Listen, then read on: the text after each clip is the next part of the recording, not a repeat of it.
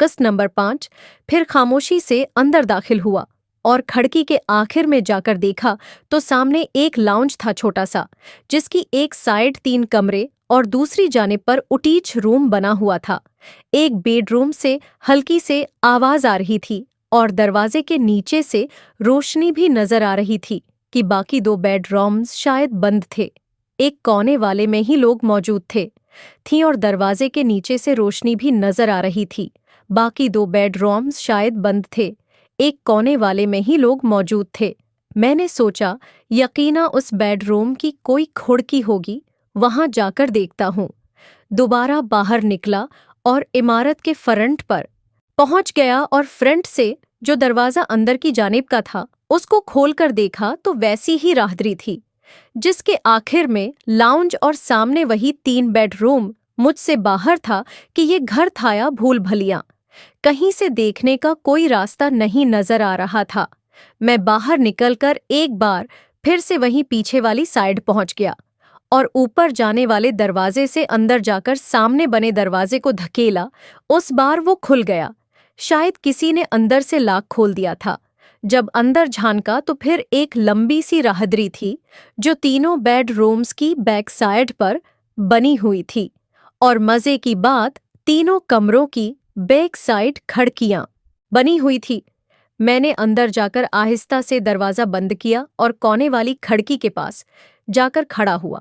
खिड़कियां एल्युमिनियम की थीं, रेलिंग वाली। मैंने आहिस्ता से खिड़की की रेलिंग को खसका या वो खुलकर साइड पर हो गई। अंदर से उम्मी की आवाज आ रही थी, जिसका मुझे शक था उम्मी यहां उस लिए आई है। मैंने पर्दे को हल्का से हटाकर देखा। सामने एक बड़ा सा जहाजी साइज बेड था, कमरे के बाएं जानिब रखा हुआ, जिस पर 2 लोग उम्मी को सैंडविच बनाए खा रहे थे। मैंने कमरे में हल्की सी नजर दौड़ाई तो देखा एक तरफ रखे मेज पर शराब की बोतल और गिलास रखे थे, साथ में बर्फ और एक सोडे की बोतल भी थी। सिगरेट का एक पैकेट और लाइटर भी नजर आए। वहां मुझे मतलब उम्मी शराब भी पीती थी। इन लोगों को शायद काफी देर हो चुकी थी। वो दोनों सोफे पर जाकर बैठ गए। अम्मी उठकर वॉशरूम गई और खुद को साफ करके आकर उनके दरमियान बैठ गई। राशिद जान, चलो कुछ पी लो, मिना खशक हो रहा है, राशिद अंकल ने उम्मी को कहा। फिर उम्मी ने 3 जाम तैयार करे और तीनों पीने लगे। साथ ही सबने एक एक सिगरेट भी सलगा लिया। मैं उम्मी का ये नया रूप देखकर बहुत हैरान हुआ कि चलो पहले तो सिर्फ फैसल तक बात थी, फिर सलीम और अब ये राशिद और जावीद, साथ में शराब और सिगरेट। पता नहीं कब से ये सब चल रहा है और उम्मी कब से इन सब मामलात में मुलवस हुई है, समझ से बाहर था। बहुत दिन बाद मिली हो शाजिया डार्लिंग, अब कल तक तुम्हें जाने नहीं देंगे। जावीद ने उम्मी को कहा, नहीं रात नहीं, मुझे शाम को घर जाना है, बेटा अकेला है, उसको शाम तक का कहकर आई हूँ। अम्मी ने जवाब दिया, अरे कोई बात नहीं, उसको फोन करके कह देना दोस्त के घर रख गई हूँ, कोई बहाना कर देना, कौन सा बच्चा है जो परेशान होगा। मेरा दिल तो क्या कि पर्दा हटाकर कहूँ वो बच्चा भी यहाँ ही है और उसने शो का आखिरी हिस्सा लाइव देखा है, लेकिन इतनी हिम्मत न हुई। यार कुछ खाने को मंगवा लव्वा, भूख लग रही है, फिर दोबारा शुरू करते हैं, राशिद ने कहा। जावीद ने उठकर बेड के कोने पर रखा अपना मोबाइल उठाया और किसी को खाने का आर्डर दिया। मैंने सोचा घर चलता हूँ और अगर रात को उम्मी न आई तो कवामी दोबारा यहाँ आकर शाद देखूंगा।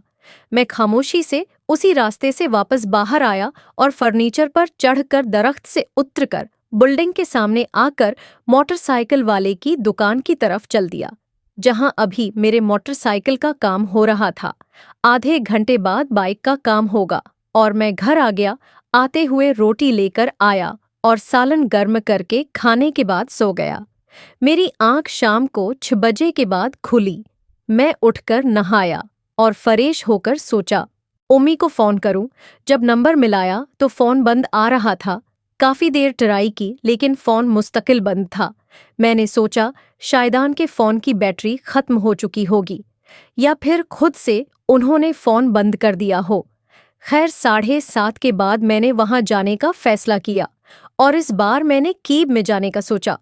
क्योंकि बाइक पर मसीला था, लिहाजा मैंने ऑनलाइन टैक्सी मंगवाई और घर को लॉक करके निकल पड़ा। ट्रैफिक का रश था। शाम को तो मुझे वहां पहुंचते 1 घंटा लग गया। जब मैं टैक्सी से उतरम तो रात के 9 बजे का वक्त हो रहा था। वहां अभी स्ट्रीट लाइट्स भी नहीं लगी थीं और अकेला घर होने की वजह से वीरानी थी। अंधेरा फैल चुका था। मैं इसी रास्ते से अंदर दाखिल हुआ। एक हल्की पावर का बल्ब बिल्डिंग के अक़ब में जल रहा था। पूरी बिल्डिंग में खामोशी थी। जब मैं उस कॉरिडोर में पहुंचा तो वहां भी हल्की रोशनी थी जो वहां लगे बल्ब से छन रही थी। मैंने जहां उनको घर छोड़ा था, पर्दा हटाकर देखा तो अंदर उम्मी राशिद के साथ अकेली सो रही थी, जबकि जावेद इनकल वहां नजर नहीं आया है। 10 मिनट बाद अरशद की आंख खुली, वो उठ बैठा। अरशद ने अपना फोन उठाया और किसी को फोन करने लगा। तभी कमरे का दरवाजा खुला और जावेद अंदर दाखिल हुआ। उसको देखकर राशिद ने फोन रख दिया। क्या हुआ, फोन कर रहे थे मुझे? जावेद ने पूछा। हाँ यार, कहाँ थे तुम? बाहर लाउंज में था, 1-2 जरूरी काम करना थे, तुम लोग सो रहे थे तो बाहर चला गया। जावेद इनकुल ने एक कपड़ा पहना हुआ था। फिर राशिद ने पूछा, अब क्या करना है उसका? जावेद बोला, रात को फिर से मज़े करेंगे। उसने राशिद को आंख मारी, साली को रात भर बजाएंगे मिलकर। उनकी बातें सुनकर आमी की भी आंख खुल गई।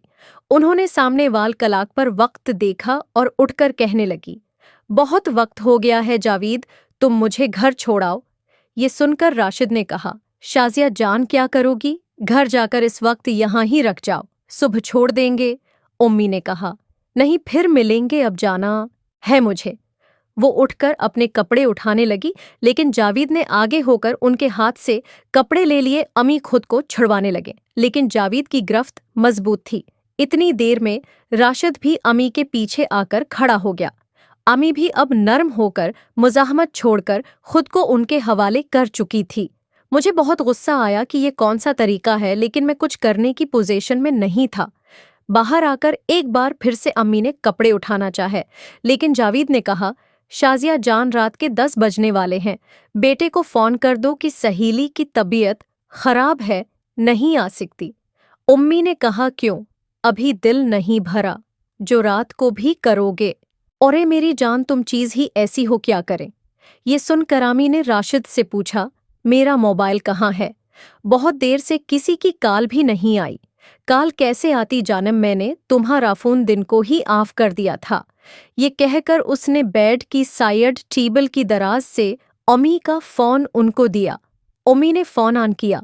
मैंने अपना मोबाइल जेब से निकालकर साइलेंट किया और वहां से बाहर आ गया था कि मेरी आवाज अंदर न जा सके। 2 मिनट बाद अम्मी की कॉल आई। क्या कर रहे हो?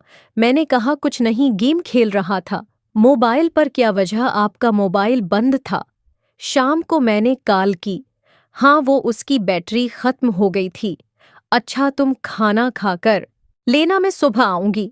मैंने कहा, क्यों, क्या वजह? वो मेरी दोस्त जिसको मिलने आई थी, उसकी तबीयत ठीक नहीं, तो रात यहाँ उसके पास रखूंगी। ओके, अपना ख्याल रखना। ये कहकर उम्मी ने फोन बंद कर दिया।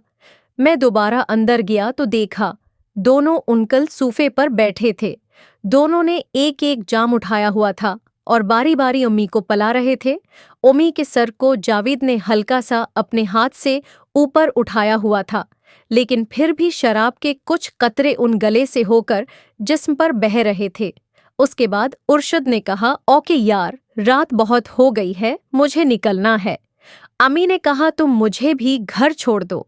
उस पर जावेद ने कहा, नहीं, उसको जाने दो, तुम्हें सुबह में छोड़ दूंगा। क्यों, अब क्या करना है तुमने मेरे साथ? उम्मी ने जावेद से पूछा। तीनों सोफे पर बैठे थे।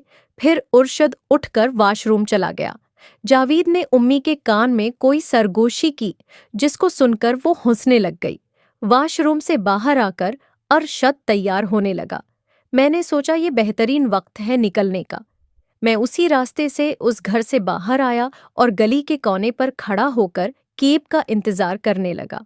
कुछ देर बाद में कैब मिल गई और मैं घर आकर सो गया।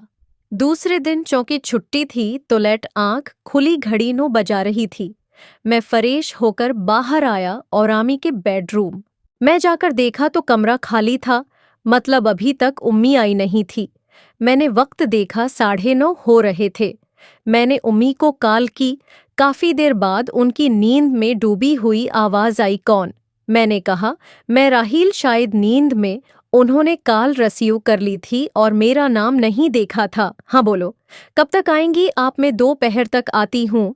असल में सारी रात अस्पताल में दोस्त के साथ जागी हूँ, अभी आकर सोई 7 बजे। होटल से नाश्ता कर लेना। ओके, सूती हूँ, बाय। मैं अम्मी के उस सफेद झोट पर कोई हैरान नहीं हुआ, क्योंकि मैं जानता था कि उनके साथ रात भर क्या हुआ। मैंने बाइक निकाली और करीब मौजूद बाजार से जाकर नाश्ता करके दोस्तों के पास चला गया, जहां से मेरी वापसी 2 घंटे बाद हुई। अभी मुझे आए कुछ देर ही हुई थी कि बेल बजी। मैंने जाकर दरवाजा खोला तो सामने उम्मी थी, जिनके साथ जावेद भी था।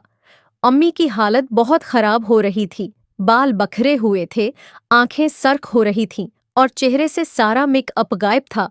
मजीद देखें किस्त नंबर 6 में। मोहतरम नाजरीन और सामीन, उस कहानी का बकिया हिस्सा अगली आने वाली वीडियो में अपलोड किया जाएगा। अगर वीडियो अच्छी लगी हो तो हमारे उस यूट्यूब चैनल को सब्सक्राइब कीजिएगा और वीडियो को लाइक कीजिएगा और बेल आइकन पर जरूर क्लिक कीजिएगा ताकि न्यू अपलोड होने वाली वीडियो का नोटिफिकेशन आपको टाइम पर मिल सके। शुक्रिया।